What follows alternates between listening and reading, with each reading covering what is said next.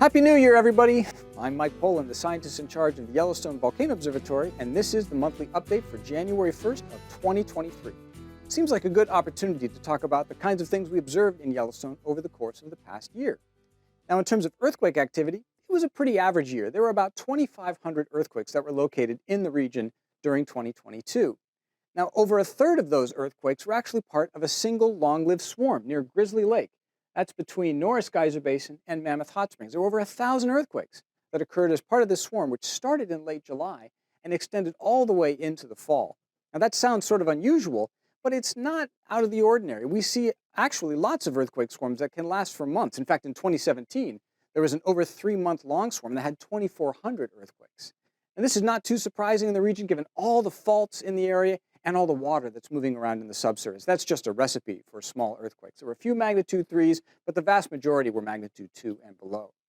The largest earthquake of the year was a magnitude 4.2, and that occurred in the eastern part of the park back in May, and actually felt by many of the people that are in the Yellowstone region. That was the largest earthquake since 2017, but we get a magnitude 4 every now and then in the Yellowstone region.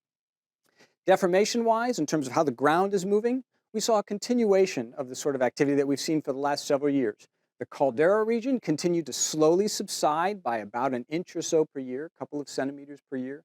Not much deformation in the Norris area. So it was really sort of a continuation of the kinds of patterns we've seen for several years now. Geyser activity, there wasn't a whole lot of spectacular stuff that happened. Steamboat Geyser, the tallest active geyser in the world, erupted 11 times in 2022. Now, this may seem like a lot, but it's a far cry from what we've seen in years past. In 2018, when Steamboat came alive, it had 32 eruptions. There were 48 each in 2019 and 2020, and there were 20 eruptions in 2021. So Steamboat may be on the decline right now, but hopefully it's not done giving us a show quite yet.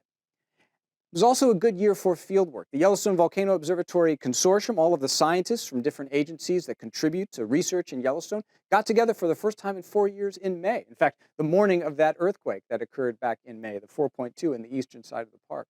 We talked about the kinds of science and new insights that have been enabled by all the research that's been happening in Yellowstone over the past several years. There's also been a number of new scientific experiments. For example, a new continuous gas sensor was installed near the mud volcano area this past year. There was lots of water sampling and gas sampling as well, and maintenance of seismic sites, deployment of new GPS sites. All of that sort of information will be published as results become available. Now, being the first of the year, it's also a time for resolutions, right? So what might YVO be resolving to do in the coming year? Well, that's actually detailed in a report that just came out this past year. This is the monitoring plan of the Yellowstone Volcano Observatory for how we want to better understand what's happening in the vicinity of Yellowstone National Park. We talk about the different kinds of monitoring tools we'd like to install, the different kinds of data we'd like to collect.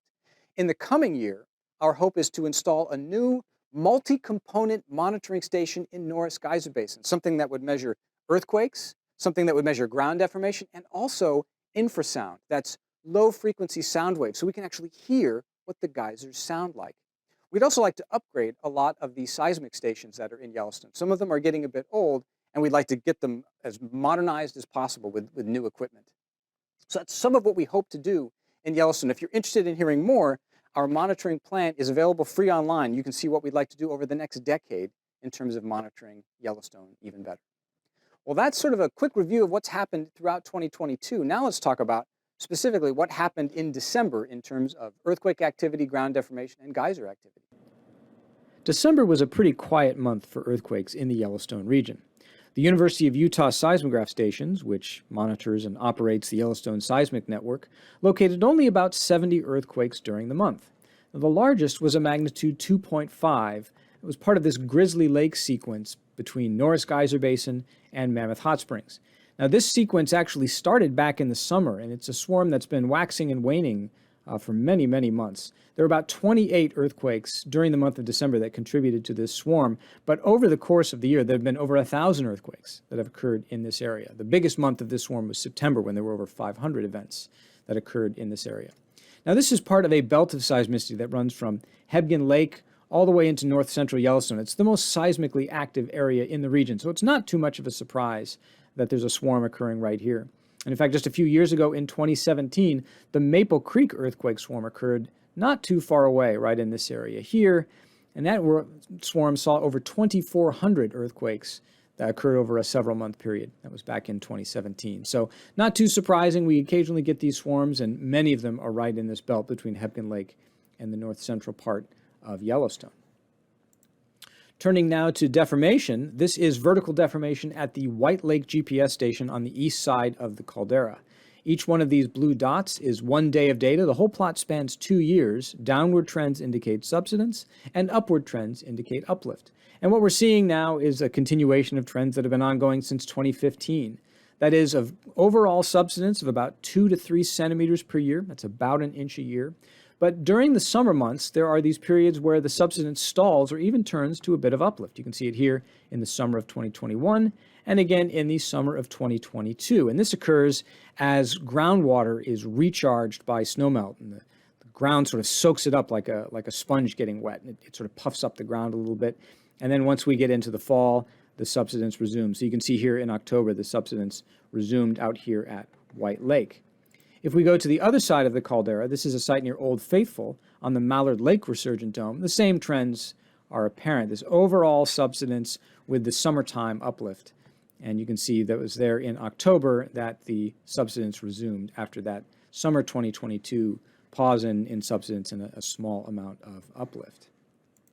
Same thing true at Norris Geyser Basin as well. There wasn't a whole lot of deformation overall at Norris. A little bit of summertime uplift in 2021, then back to a bit of subsidence, a little bit of summertime uplift in 2022, and then back to a small amount of subsidence. There are a couple of transients in here. You can see this one in December, January of 2021, 2022, and then here in November, and a little bit one in December.